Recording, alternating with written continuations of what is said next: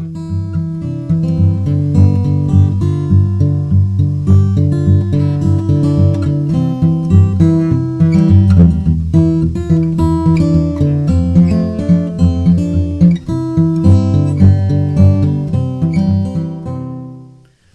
everybody, welcome to the channel, and it's good to see everybody here. It's been a couple of weeks since we've done a video, but in all fairness, it's been a little bit busy on this end. So we spent about a week up in Santa Fe with some friends of ours that live fairly close by, Lalo and Amy, and some wonderful people. And so we took a road trip with them up there and rented a house up in Santa Fe on the side of a mountain, and I got to tell you, it was absolutely beautiful. I'll put a couple of pictures up just to show you the view. And to be honest with you, the only time I even thought about playing a guitar was pretty much every day. but I refrained. And but an interesting side note, by the way, Santa Fe is a beautiful place to visit if you're going to spend a few days up there. But I will say I got a chance to sit down with Scott Baxendale.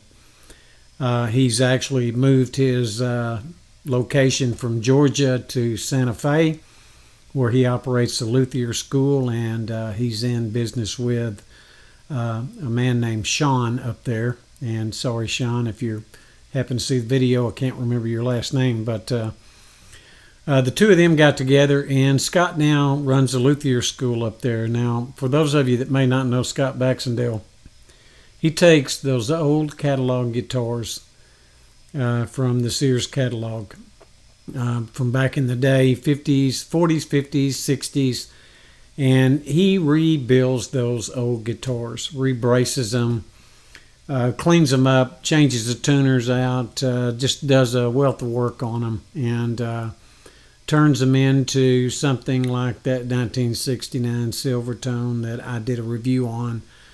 Scott was the one that rebuilt that. So if you haven't seen that video, you might want to go take a peek at it. He does phenomenal work. And while I've talked to Scott on occasion, I have never actually met him. So I was in Santa Fe, and probably the first or second night I was there, I thought, Scott lives up here.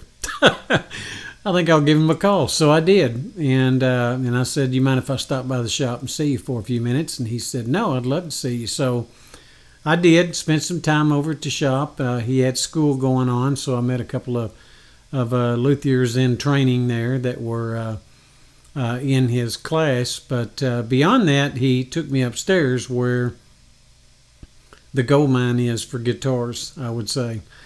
And I got a chance to hold a 1965 Gibson ES 335, which was beautiful. And he insisted I look at that guitar. Now, I've had a Gibson ES 335, and I love those guitars. But mine was a 2018, I think, and the one that he had was a 1965, so it was pretty impressive. And no, folks, I had completely forgotten to get any pictures. And everybody I was with forgot to as well. So, but it was really nice to be up there and spend some time with him. So I asked him if he had any that he'd rebuilt for sale, and he said no, he didn't have any there, but he had a whole row of guitars for me to pick from, and he'd be more than happy to rebuild one that I picked out. So I did. I think it was a 1957 Harmony Monterey F-hole. And structurally, the guitar was in really good shape, and it just felt good in my hands. So I handed it to Scott and said, hey, why don't you put this one on the list? And he said, no problem. So probably be a few months before he gets it done. He's busy with school and those kinds of things, but I told him there's no rush on it. When I get it, you'll see a YouTube video on it. But it was a very, very nice guitar from the very beginning. It's a very nice guitar. But when Scott gets through with it, it will sound like a Scott Baxendale rebuilt guitar. Now, as you may recall, I said I was going to mention something in every video, and I'm going to start this video with Luke McHale.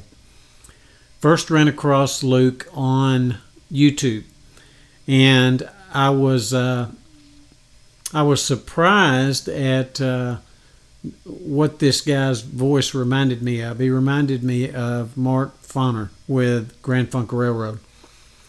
And I'd only seen the one video from him, and I don't remember which one it was, but I thought, man, that guy sounds like Mark Fonner. So I left him a comment on his page, and of course he responded because he's a genuinely nice guy. And I told him that in the video. And of course, he thanked me, and we talked back and forth a couple of times. Well, then I started looking into his videos, and I realized he's actually a Grand Funk Railroad fan. So, pretty impressive, a lot of his videos. So, here's Mark on one. I'm going to put this one video up, and I'll do a clip from it. And because I want you to not only see how good this guy is vocally, but I want you to see how creative he is, and I want you to experience a minute of his sense of humor. So here we go. I'm practicing in the car today, yeah. 'Cause my wife is tutoring a student, and I got to be quiet, but I still wanna rock and roll, yeah.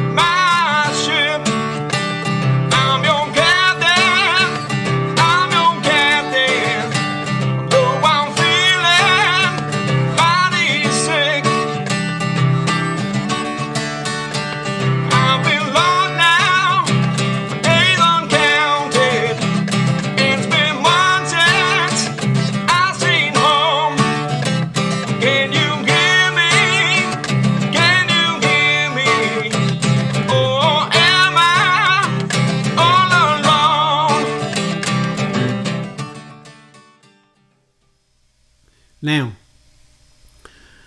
I encourage you to go see Luke's channel. He's a very sharp guy. He's an outstanding musician. His family is very musical, and I like this guy a lot. I think he's got a great personality, and he likes to have fun with YouTube, and my kind of guy. So give Luke a look, if you will, and I'll drop the links down below in the description. Now today we're going to start out with Fingerstyle guitar number 2, and I thought a while about what are we going to tackle first on this. So I thought, Elizabeth Cotten would be a good one, especially the song Freight Train. So instead of just noodling something up, I thought we would take something that is an absolute classic in Fingerstyle and show a few variations of that tune. So and she had a unique way of picking. Now, Elizabeth Cotten, for those of you that might not have ever heard of her, she is a bluesy folk artist. She was born in the late 1800s, like 1893 or something like that. And I think it was Chapel Hill, North Carolina, was where she was born. And she was a sweet, sweet lady. But she'd been playing music for a number of years until one day she was working in a department store, if I have this story correct, and there was a lady that came in, a folk singer, and I can't remember who it was now, that kind of put her in the spotlight, so to speak.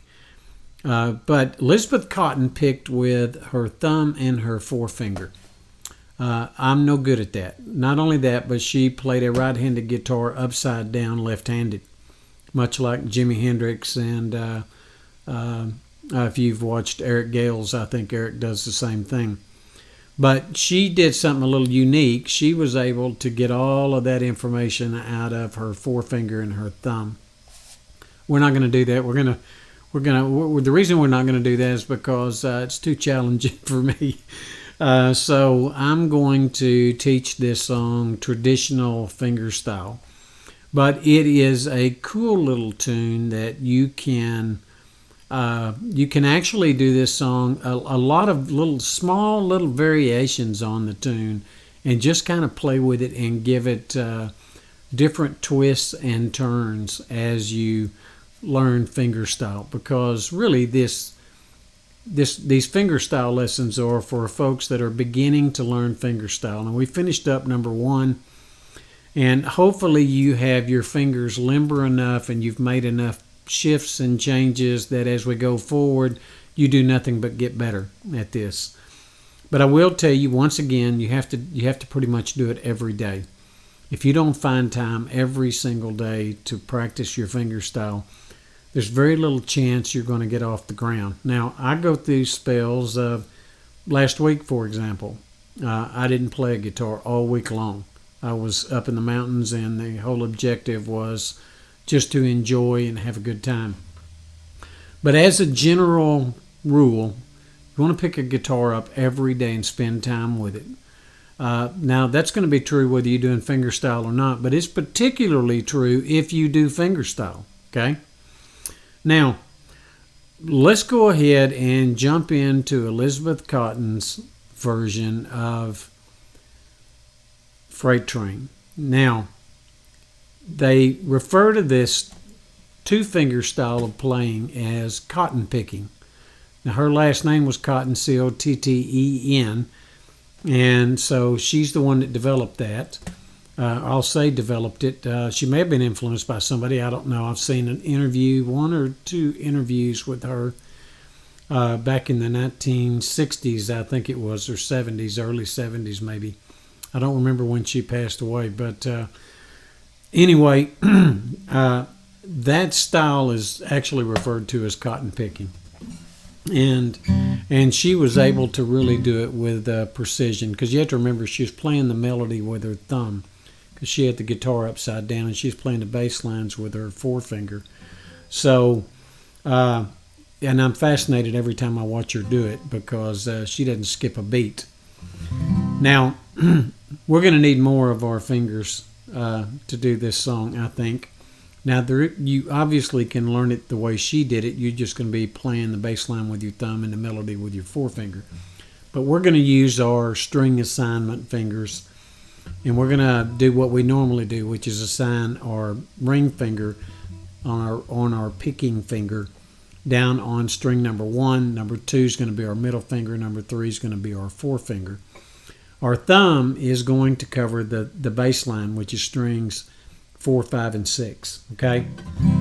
Now with Freight Train, we're going to take this one in chunks, and I have no earthly idea how many letters are going to be after this one, because we're going to show several different variations on this tune. But if you want to play it similar, at least, and I'll say similar to the way Elizabeth Cotten played this song, that's what we're going to start with, just standard tuning. Okay. And we're going to make our C. And the first thing we're going to do is we are going to pinch strings 5 and 1 with our little finger down on string number 1, fret number 3. Just like that. And we're going to pinch those two. And we're going to follow our rolling bass line. And this is going to be our bass line. 5, 4, 6, 4, 5, 4, 6, 4. This is what we've been doing all along, right? So, this is how we want to handle this C chord with these bass notes. And so, you're going to be striking your melodies on or between a bass note, okay? Now, I can't remember on this first round with her how Elizabeth Cotten did it, if she was on a bass note every single time, or if she did the on bass note and in between, but it'll come to me as we get into this, okay? So the first thing we're going to do, that little finger, fret number 3, string number 1, okay? And we're going to, since we're in a C chord, we are going to lead with that C, which is number 5, or number 5 bass note on fret number 3. Then we're going to strike number 4. And then we're going to strike number 6 with our pinky finger lifted off of string number 1. And of course, since we did 5, 4, 6, then our next bass note is number 4, right?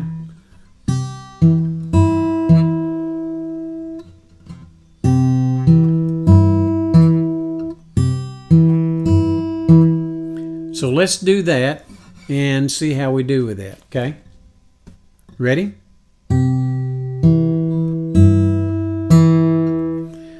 Then we're going to go to string number 2 and put our little finger on fret number 3.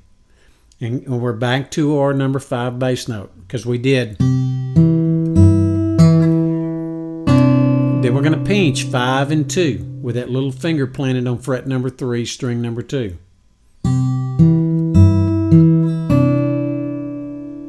So let's do that again. Okay?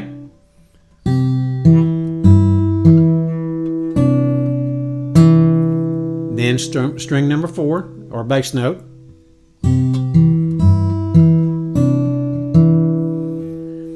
Then we're going to lift our little finger, go back to our number 6 bass note.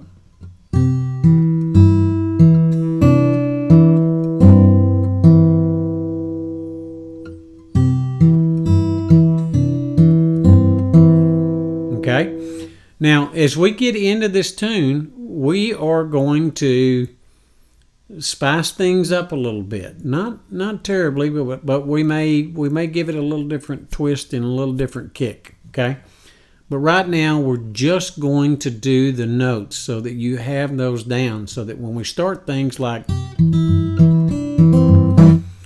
you have a pretty good idea of how the tune goes, okay? Because we are going to do a little shifting and a little changing. We'll put a little piece of the way Tommy Emmanuel does this tune. We'll put a little piece of a couple of things I threw in when I started playing this song, and who knows, maybe I heard it from somebody else. I don't know, but we'll do 3 or 4 or 5 different ways to do this tune, but they're all going to be centered around this C chord. Okay, so don't let any of that scare you off. So let's start from the beginning. 5 and 1, right? With our little finger on string number 1, fret number 3. Number 4 bass note. Number 6 bass note. Number 1 string with your little finger lifted. Now once we hit those bass notes, we're going to go back to that 4. 5, 4, 6, 4. 5, 4, 6, 4. Now we're going to go and put our little finger down on fret number 3, string number 2. We're back on our number 5 bass note, starting over again.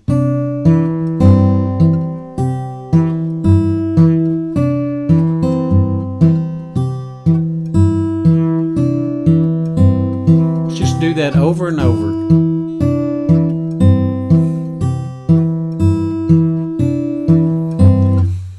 Now, everybody makes this, and we've talked about this, everybody that I've seen on YouTube playing fingerstyle guitar, it just looks so easy. And you're going, my fingers won't, they won't move like that. And the chord I had the hardest time with moving bass notes and hitting melody lines was this C chord. So there was one song that I was working on in this C chord because I wanted to get used to being able to hit those melodies while moving that bass note with a C, and for some reason I struggle with it. Not like an E or a B7 or even an A, but I had a hard time with this C. Could be because your fingers are spread out like this so much. Maybe that's one of the struggles. So if you're having that problem too, don't feel bad. It took me quite a long while before I got to a place to where I felt comfortable that I could do a few things with it. And even now, I have to sit and if I'm starting out with something, it's not like I can just go belt those bass notes out and hit those melodies in the key of C, because I can't. It still takes a little more effort in C than it does for me in B7 or A or E or some other chord,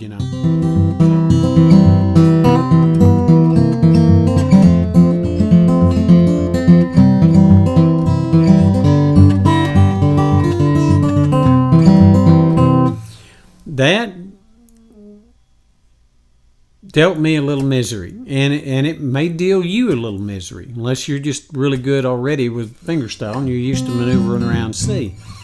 C may be your most difficult fingerstyle chord. And again, I think that's probably due to the fact that your fingers are spread out across 3 frets in that chord as a norm.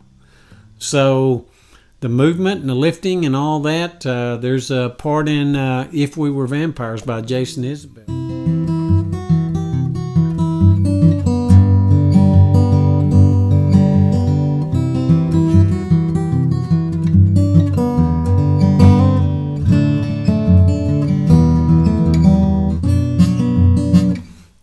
And you can see from that is there's a lot going on there. It gets kind of busy.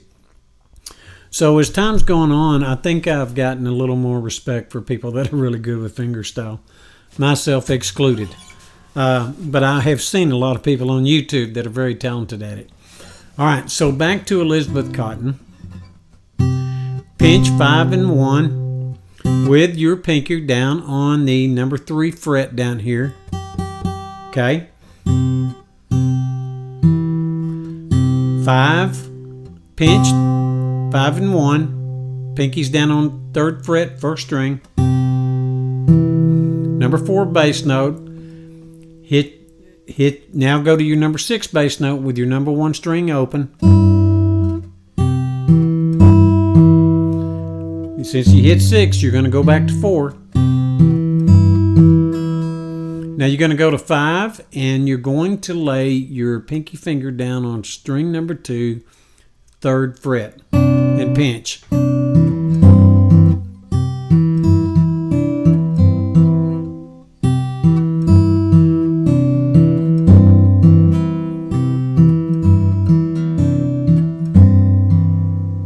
Okay?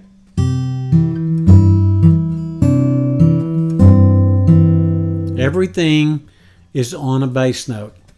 5 and 2, or 5 and 1. Number 4 bass note. Lift that pinky finger. Now you got number 1 open and you're striking your number 6 bass note, pinch. And go back to your number 4 because you just hit 6. So you're going to go back to 4. Lay your pinky down on string number 2, 3rd fret, pinch, 5 and 2. Back to number 4 bass note. Number 2 open, pinch with number 6. And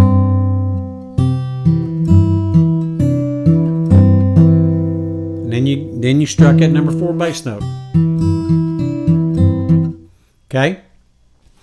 Now we'll throw in the twists once we learn the basic tune.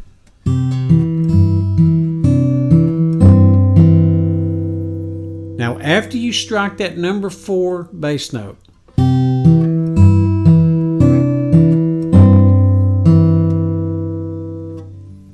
you're going to pinch number 2, and you're going to make a G, user-friendly G, okay? You're going to pinch number 6 and number 2. And you're going to strike your number 4 bass note because now you're in the key of G. 6 and 4, 6 and 4, just like your E. So it's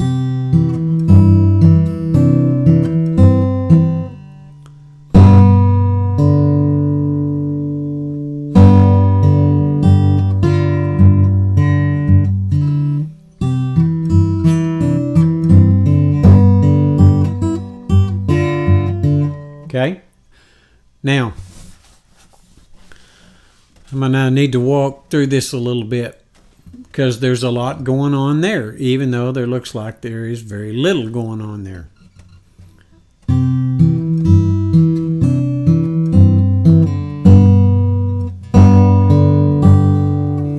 First, you're going to strike number 6 and number 2 open together, pinch them. Number 4 bass note, back to number 6 bass note with your pinky in the G position down here, 3rd fret, okay? 3rd fret, 1st string.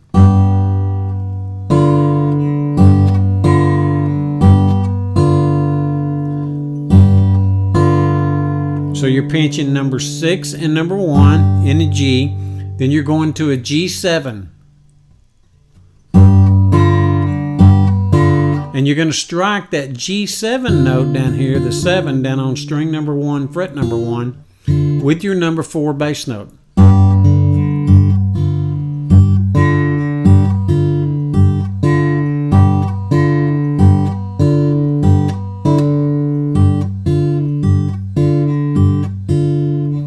So it's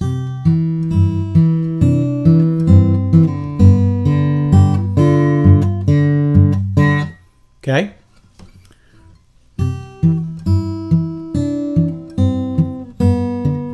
Right there is number 6 and number 2. Number 2 is open.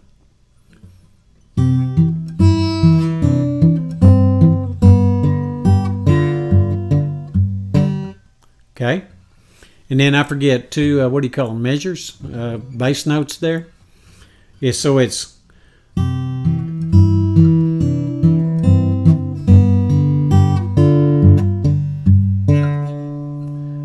you're going to go back to your G. Again, you're back to your normal G. And you're going to strike, you're going to pinch number 6 and number 1 in the G chord position. So your little finger's down on fret number 3. And you're going to hit number 6 bass note, number 4 bass note. Then you're going to swap down to your G7. So every time you're going to do a 6 and a 4, 6 and a 4. Then you're going to strike number 1 open when you're going to pinch it with your number 6 bass note. Then you're going to put your little finger on the 3rd fret, 2nd string. 6 and 4.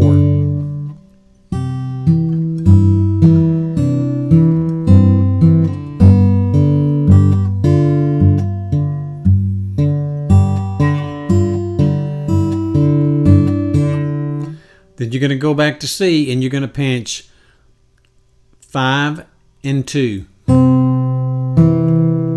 5 bass note and 2, you're going to pinch, strike number 4,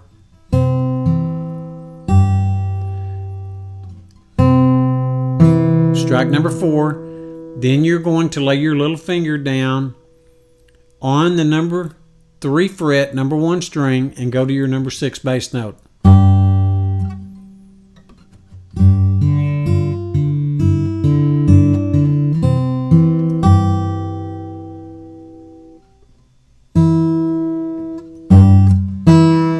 And you're going to strike that number 6 and number 1.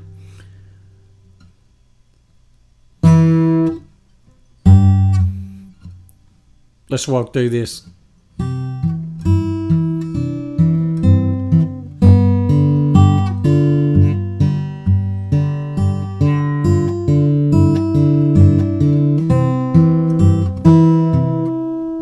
Yep. 5 and 2, pinch, you're in a C chord. Strike number 4. Then you're going to do 6 and 1 with your pinky on the number 3 fret, number 1 string.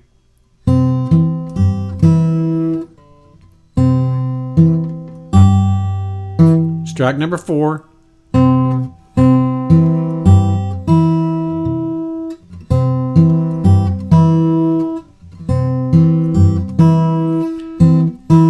So you're going to pinch 4 and 1 with number 1 open.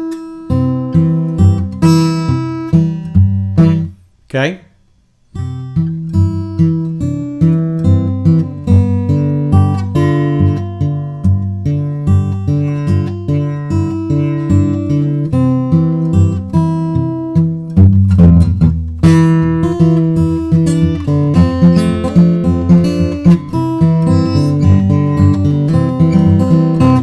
We'll learn the rest of that next time, okay? Right now I want to get you from C to G back to C, okay? So let's do this again. 1, 2, 3, 4.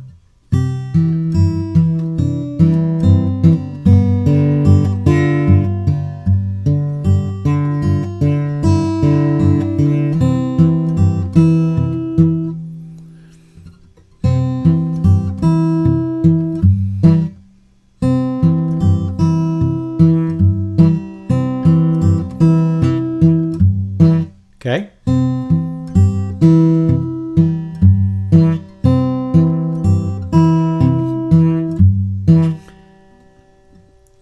Five and two.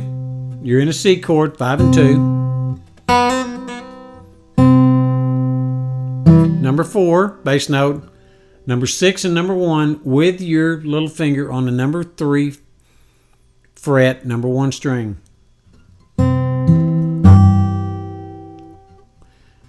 Now lift that little finger and strike your number 4 bass note because you just hit your number 6.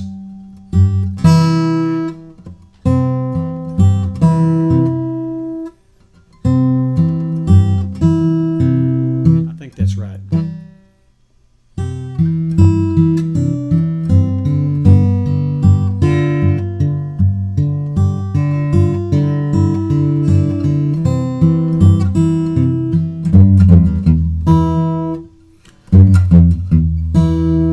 And then you're going to walk down from that number 6 bass note, number 3 fret to number 1 fret. Then you're going to pinch number 1 in the E chord, number 1 and number 4 bass note.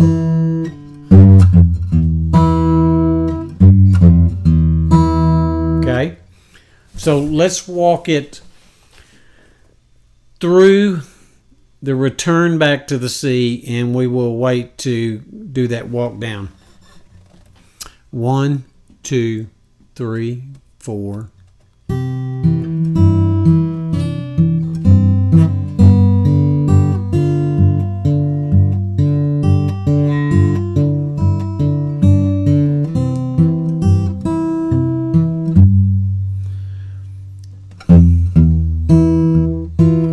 I lied.